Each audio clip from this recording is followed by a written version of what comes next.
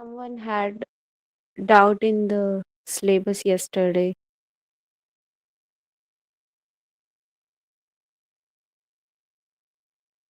Hello. Yes, ma'am. I had a doubt, ma'am. Yes, So I please. was, yes, ma'am. Actually, I was asking about mean syllabus, which topics we had completed. That topics belongs to which one? That was I was confused little bit, not too much. Okay, so we have completed the yoga education in first chapter and value education we will cover today. And these are actually given mixed. So if you study according to the book, that's also that's okay. And we have covered teaching methodology in yoga in the chapter number 2, no, third chapter, I guess. Let me check. Okay. Yes, it's in chapter number 3rd. Then lesson plan we will cover today. Lesson plan and models of lesson plan. This is also in the last chapter that we will cover today. Okay, And ma'am. evaluation methods of ideal yoga class. These are in the, I guess these are in chapter number 7th, as well as in chapter number 3rd. Chapter number third and No, no, no, chapter no, number. not chapter 3rd. Not chapter 3rd. In chapter number 7. No, not 7, not 7, not 7. Wait, let me check. I think, ma'am, chapter number five,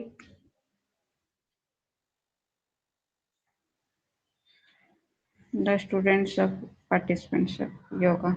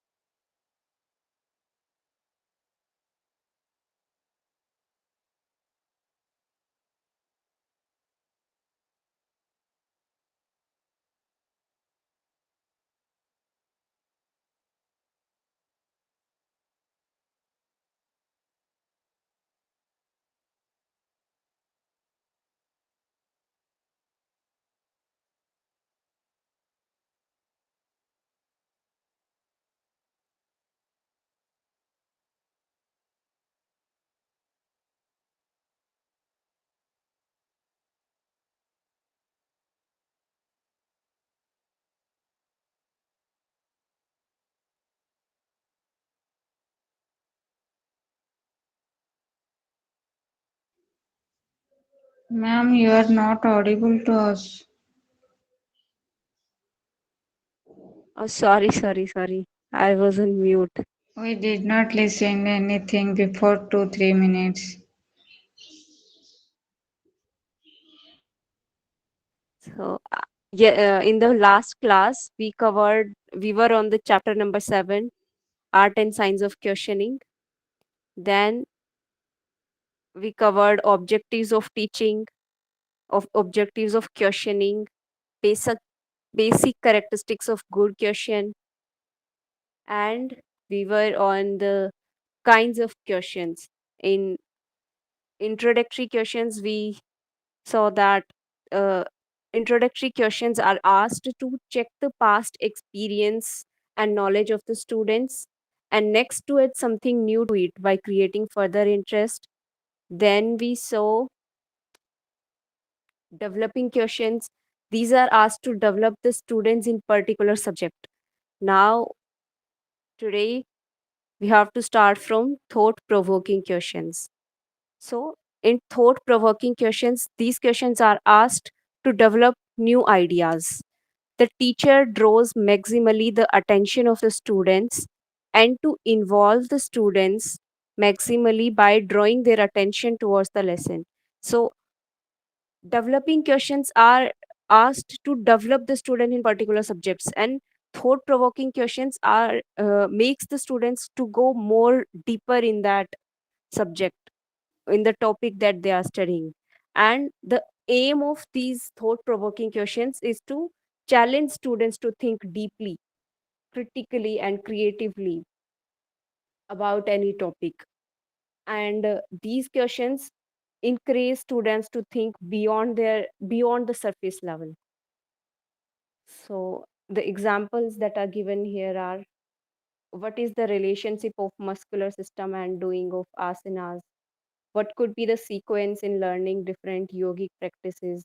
So these questions provoke the new ideas. So these are thought provoking questions. After that, after thought provoking question, next are problematic questions. So as the name, a teacher places a problem before the student to solve. Examples are: what will happen if we take out kidney from the body? So after listening to this question, you uh, it places a problem in front of students, which students try to solve. Is it because chest expands we breathe in, or we breathe in and hence chest expands? Is singing or weightlifting, wherein one controls breath, then be called as pranayama? So these are problematic questions. After that, next are comprehensive questions. So comprehensive questions in UGC exam, these types of questions are also asked comprehensive question.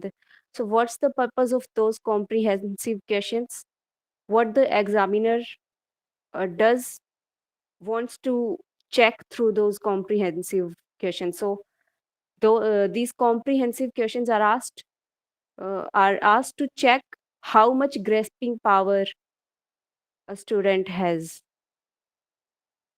So in comprehensive questions, to give good understanding about the lesson. So once you have read the whole lesson, the whole chapter, then comprehensive questions are asked to check how much you understand it. This type of question will gradually increase the grasping power of the student about the topic, and these types of question increase clarity of thinking. So these are comprehensive question. After comprehensive, next are comparison question. Comparison questions are in which we compare two things and ask question. One learns the lesson effectively by way of comparison, thereby differentiating two from each other. So when you compare two things, when you learn to compare two things, then you will be able to uh, learn the topic better. Then the seventh type is, and the last type is recapitulatory questions. So these are asked at the end to recap the whole that you have studied, to revise the whole topic, to revise the whole topic in a class, and asked at the end to revise the whole teaching. and to test the merit of the students. So this question can also be used, can also check the how much students have learned from the lesson. So these are the 7 kinds of questions. Are these types clear to you? Ma'am, would you please again explain the last one? Last one, Yeah. recapitulatory questions. So once you have, once teacher has taught the any particular topic, then after that recap questions are asked, in which uh, in which the whole whatever topic is being taught, that topic is uh, gets revised through these questions, through the answers. Did you get it?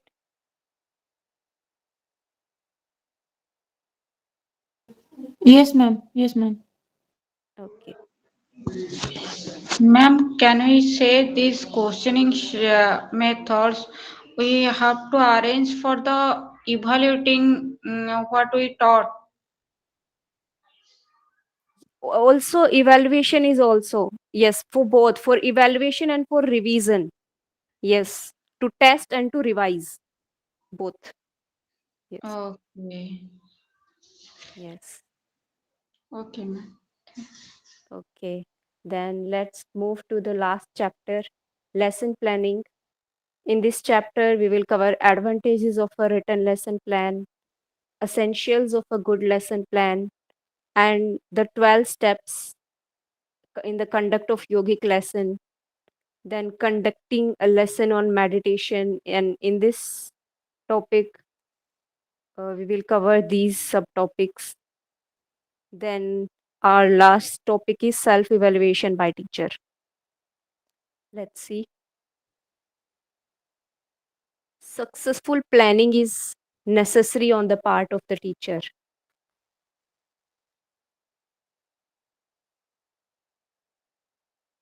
Just a minute.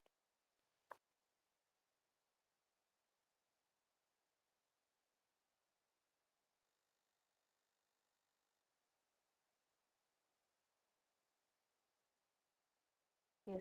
Successful planning is necessary on the part of the teacher. So, why planning is necessary uh, in yoga teaching or any other teaching? Tell me why planning the teaching is necessary. So that the teacher can taught in a like in a managed way, Yes, Helps in to reach a organized goal. way. yes, correct. Who said Kartik? Yes, Madam Yes, I. yes. What's the purpose of teaching? First, tell me this. What's the goal of teaching? To To bring change change the in him. behavior of the student, Correct. So, to achieve this goal effectively, a planning is necessary on the part of the teacher. Now, let's see that what are the characteristics of a written lesson plan. It helps the teacher to organize his thinking. Before studying these points, you tell me, according to you, uh, what are the characteristics of a written lesson plan in your words? It should be concise, ma'am. True. I think there should be a complete roadmap of how to approach a particular subject or particular chapter. Right. Okay, let's see now. it, It helps. Yes, yes, yes. Please speak. it, it helps to know the intervention, what we have given. The record will be there. Right. This is an important point. It is given. Okay, let's start. It helps the teacher to organize his thinking. So teacher can organize his thinking. He's not confused when when he has a written lesson plan. He has clarity in his thinking. It increases the teacher's confidence and prevents him or her from losing direction during the lesson. So has a clear teacher has a clarity in his mind. So uh, it's he will not lose the direction. He knows what's his purpose. He has a clear cut plan. And then next, it helps the teacher to keep the teaching procedure and objectives in his mind. Then it ensures availab-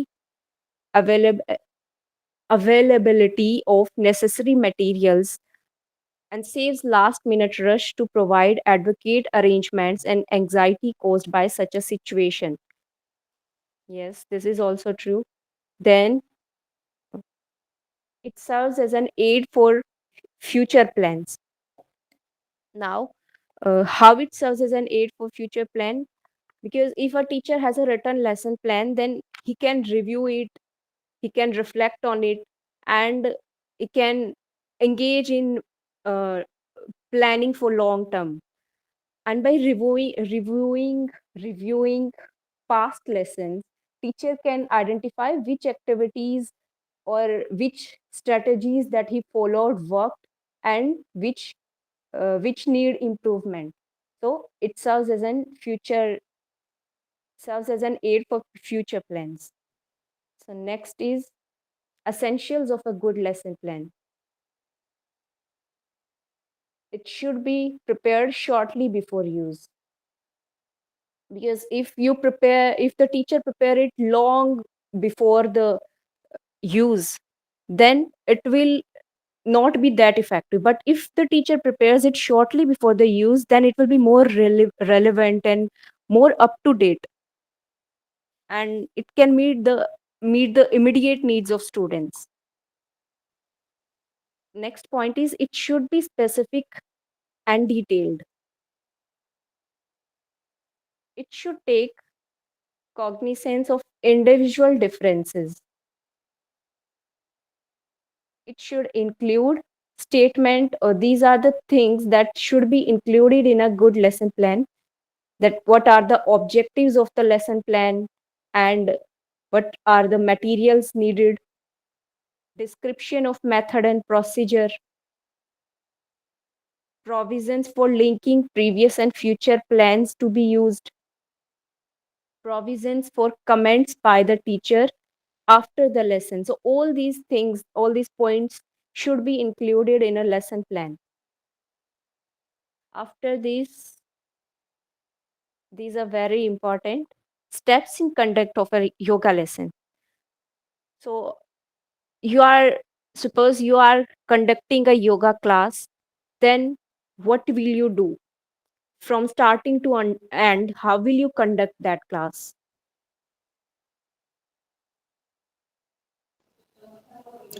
First, I think we'll make the learners sit in a that way which you have told, like semicircle or rectangular or something like that.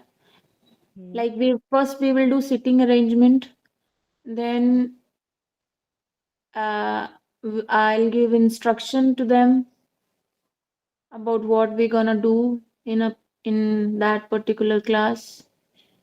Then yeah, Hmm. जैसे फिर करते हैं. Then prayer.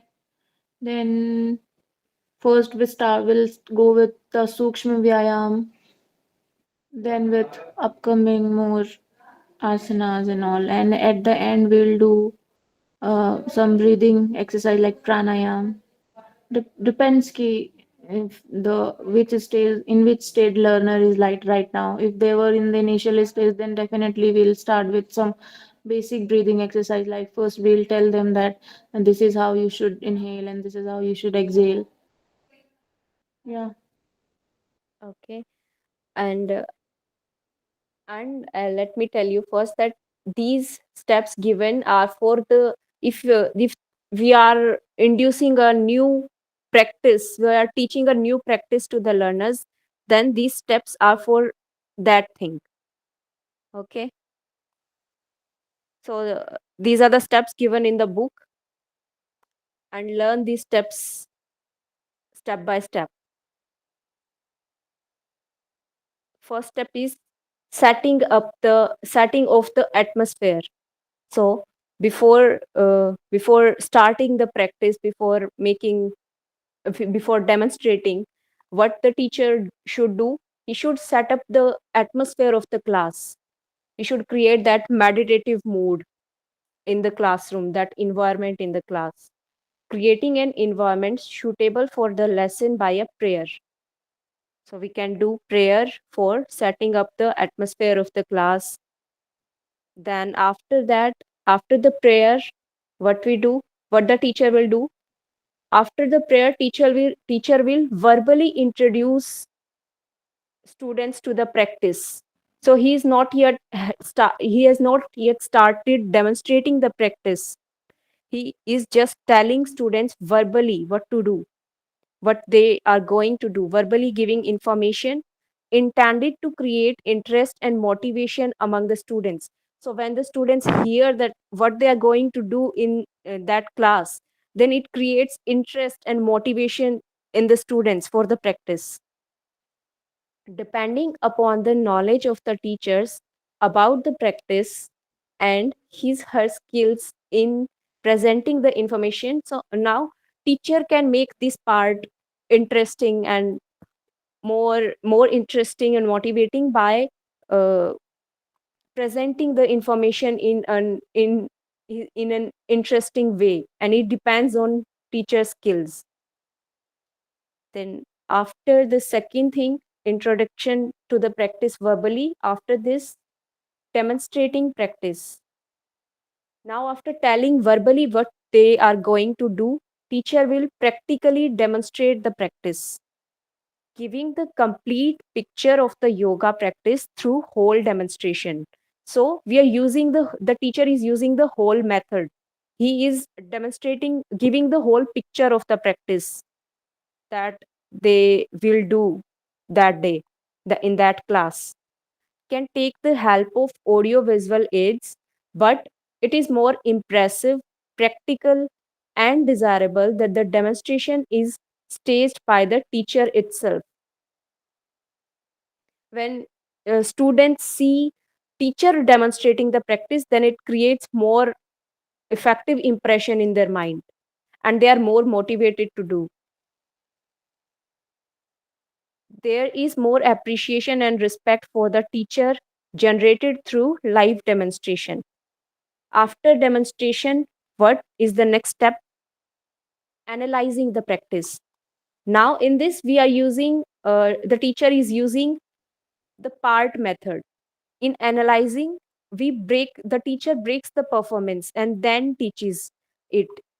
Teacher breaks the practice into parts and then teaches it. Analyzing means breaking it into parts. So first, here we are using the whole method, showing the complete picture of the practice. Then here, breaking it up, analyzing the practice. Then after analyzing, next, now once the students see the practice, they know what they have to do. Now they want to try it out on their own. So next step is students' individual practice time. Allotting time for getting the feel of the practice by individual. So everyone is doing differently. They just want to try it out whether they can do it or not. So this is their individual practice time. Now after individual practice time, there is group practice under the guidance of the teacher in a formal manner. So in the fifth step, they were doing it informally. In sixth step, they are doing it in a formal manner. Collective participation in the group will give an idea to the individual about his or her performance in relation to the performance of others.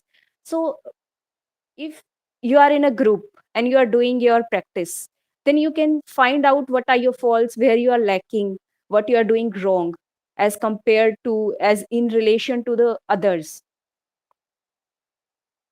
After group practice, in seventh step, correcting mistakes.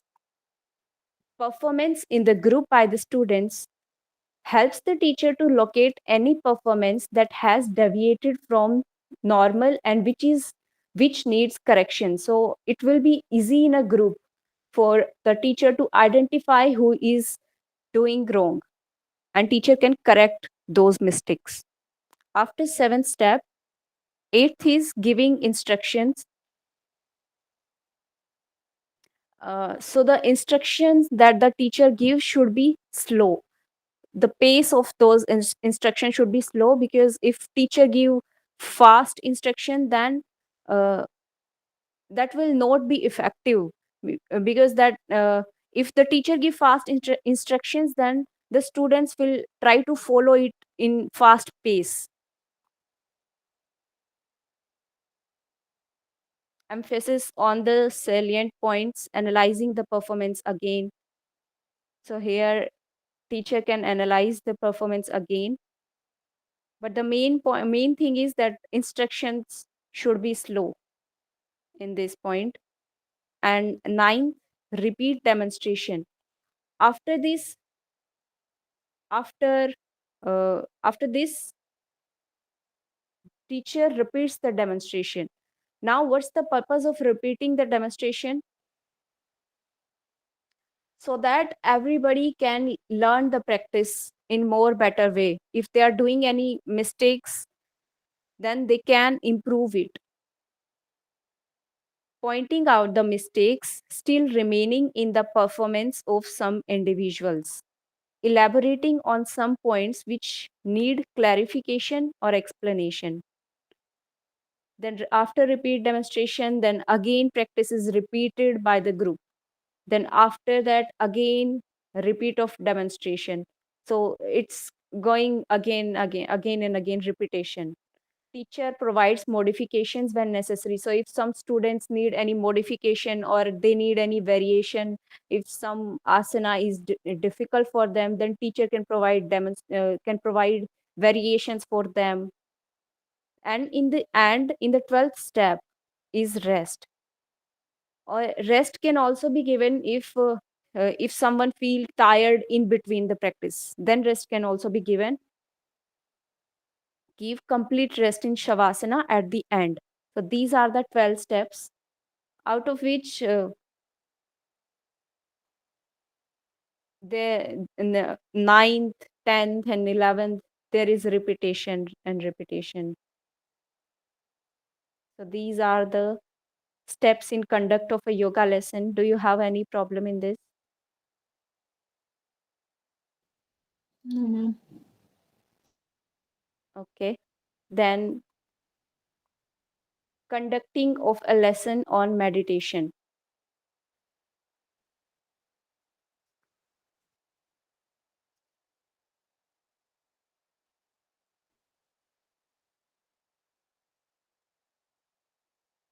So what we do in meditation is that our mind is, there are no distractions. We just try to uh, okay, but tell me, what do you, what is meditation for you?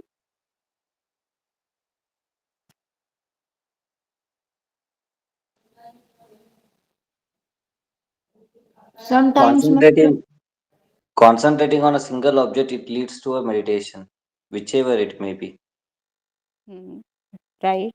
And more. Internalizing mind. Right.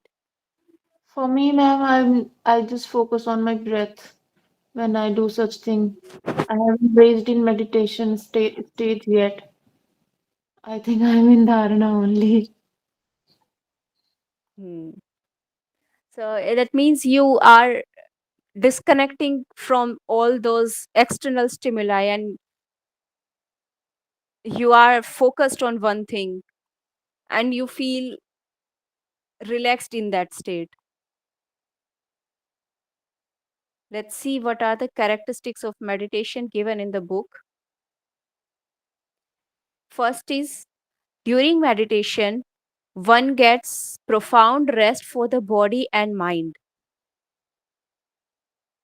Oxygen consumption can be lowered during 20 to 30 minutes of meditation, or to a degree which can be reached after 6 to hours of sleep. So when we are in a meditation, we are in a state of relaxation, yet we are aware, but we are in a state of relaxation. So what's given in this point is that the degree of relaxation, or the oxygen, our in meditation, our metabolic rate is decreased, it decreases, our metabolism slows down. So and the consumption of oxygen also slows down. So 20 to 30 minutes of meditation can compensate 6 to 7 hours of sleep. Next. Ma'am, Yes. I have a doubt. Metabolism slows down during meditation? Yes, just like your heart rate and your breathing, your parasympathetic nervous system is activated while you are meditating. That is the reason that it's a hypometabolic state. Okay, okay. Yes. Next, heart and respiratory rates typically decreases. So yes, heart and respiratory rates in meditation decreases. There is a shift to parasympathetic dominance. And so when we are not meditating and we are doing any activity, then our sympathetic nervous system, fight and flight mode, we are in that mode. But while we are meditating, our body is in relaxed state and parasympathetic is active. There is a lowering of anxiety at this time. The cortisol levels in a body uh, becomes low, and hence the stress hormone is low, and there is lowering of anxiety at this time. During meditation, EEG, electroencephalogram, you will study about, you will be able to understand this point more better after studying psychology. During meditation, EEG shows an alert drowsy pattern. Alert drowsy pattern means you are awake as well as you are in relaxed state. In sleep, you are not alert, but you are in relaxed state. So this is the difference between sleep and meditation. Pattern with high alphas. So when you are in relaxation, then when you are in this stage, then EEG shows high alphas and occasional theta wave patterns, as well as unusual pattern of swift shifts from alpha to slower, more sleep like, I guess, delta. Delta patterns are more sleep like frequencies, and then back again. So don't don't worry about all these theta alpha patterns. You will study about this in psychology. Then next is, meditation has been physiologically termed as wakeful hypometabolic state. Very important, wakeful. You are awake and hypometabolic. Your metabolism is slow. When practiced regularly, it appears that meditation alters behavior, suggesting number of beneficial changes. So when someone practices meditation regularly, then there are certain changes that one may find after doing it for a period of time in their behavior. Then after this, there are some limitations of meditation also. What do you think? What can be the limitations, or what can be the precautions that we should take care of while teaching meditation? I think, ma'am, initially we shouldn't be teaching meditation. Like True. if someone has come to you and said they are in depression or something, then I think we shouldn't be teaching them meditation initially. It can lead them to go into that state more. Right. And also, if you see Patanjali Yoga Sutra, then in that also meditation is in the after yam, niyam, asana, pranayam, mudra, and sorry, not mudra. I mean, it's in the seventh stage in Ashtanga Yoga. Uh, so it should not be teach first. And also there is a thing that all person are not able to do meditation. For example, as Sakshi ji told that someone who is depressed. Actually, Ji, in my point of view, meditation is not in asana also we can meditate. Yes, yes, Not true. in because this anga is there means we need angi means we need a shirt. We will not wear all the shirts. We will wear single shirt. In that only we can get all the ashtanga margas to success a life. Yes, Karthik This is ji. taught And by my teacher Ji. Because meditation means we can't say like this, madam.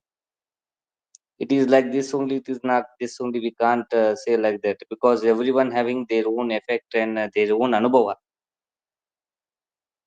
true. And in also method of teaching meditation, we will, okay, first let's talk about this. First, let's talk about this. And what is the limitation of meditation is that all person cannot do meditation separately. Like we we are making someone sit for long hours, and then uh, so all people cannot do this for long hours, or even normal person they cannot do meditation for more than half an hour. It becomes difficult for them. Or if anybody has any psychiatric history, they have any mental disorder, anxiety, or anything such diseases, then it is difficult for them for to sit and do meditation separately.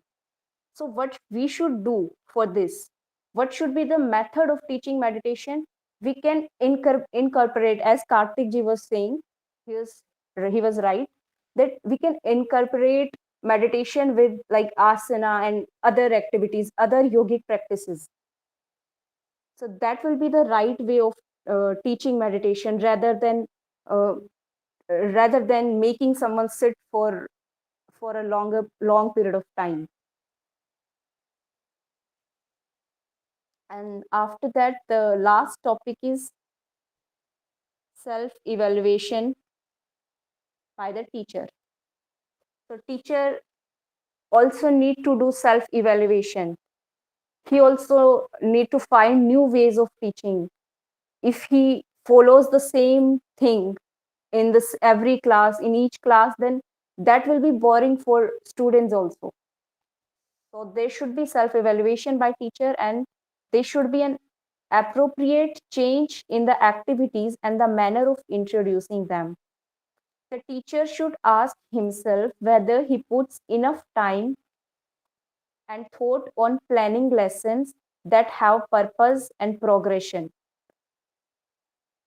Teacher should pay attention to whether his lesson plans have some purpose, or they're following the principle of progression or not, whether his students respond enthusiastically, whether he has had a new experience in teaching, whether he could give more time and attention to the students who lag behind.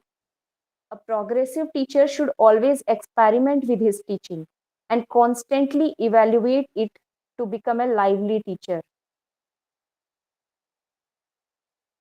So, this is all. And after this, we have a value education, a very small topic.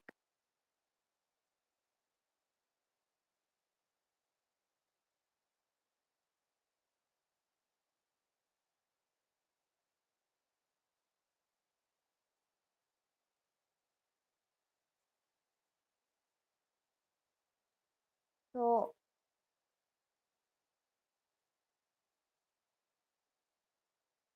so tell me, Why value education is important?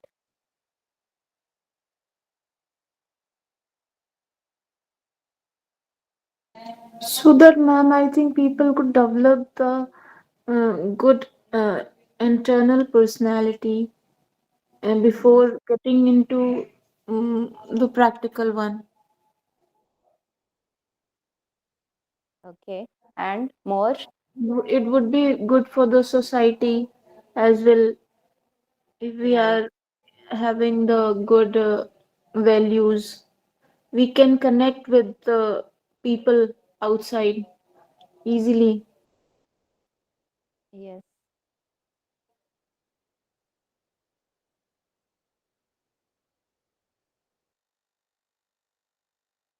Value-based education encompasses the integration of yogic principles, ethics, moral values into learning and practice of yoga.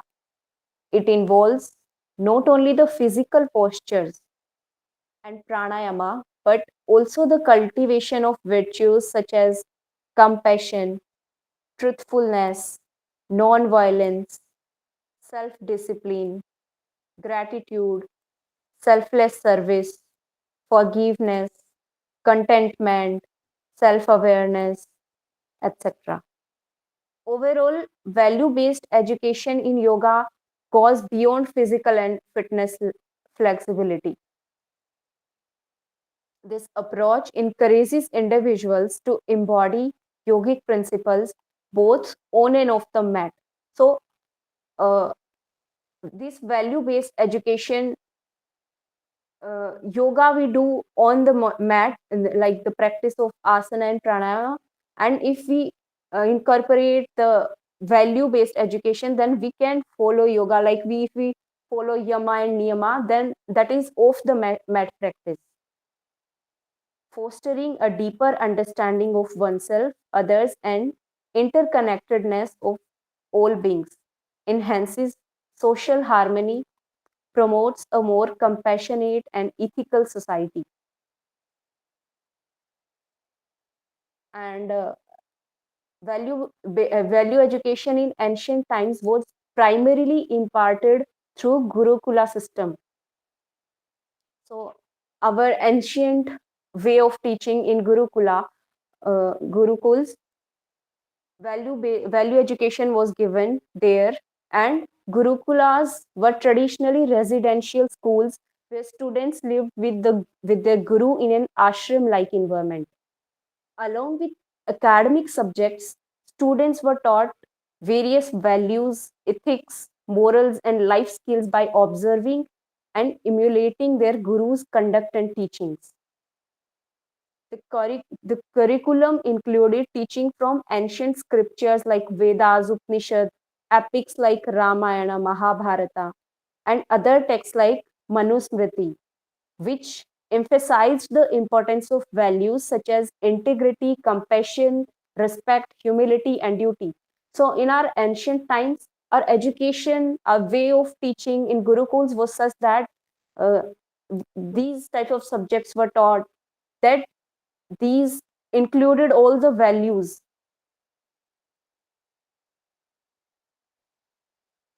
Then these are the ethical values. What are ethical values? Ethical values include honesty, non-violence, integrity, fairness, moral values, compassion, kindness, empathy, forgiveness, spiritual values, self-awareness, inner peace, contentment, social values encompass principles that promote. Social values include the values that promote social harmony, community engagement, and service to others. Values such as cooperation, unity, social responsibility encourage individuals to contribute positively to society and the world at large. So these values are just categorized, and there is nothing. These are just categorized. Cultural values. These values include reverence for the teaching of ancient yoga text, respect for yoga lineage, tradition, and appreciation for diverse cultural perspective. In personal values are individual beliefs, principles that guide one's behavior and decision making process. It includes self discipline, self awareness, self love, self acceptance. Now, one by one, if you want to share your thoughts on these values, what is compassion? Anybody? So, ma'am, who those are suffering any problem, so we have to show compassion for them. Hmm. And truthfulness? Truthfulness means uh, we have to maintain truthfulness in our action, manasa, vachasa, and action, thoughts, or speech. Hmm. And how can we, okay, first tell about non-violence and other self-discipline, gratitude, and tell me about how can we follow these values in our life, in our day-to-day life, along with telling the meaning of these.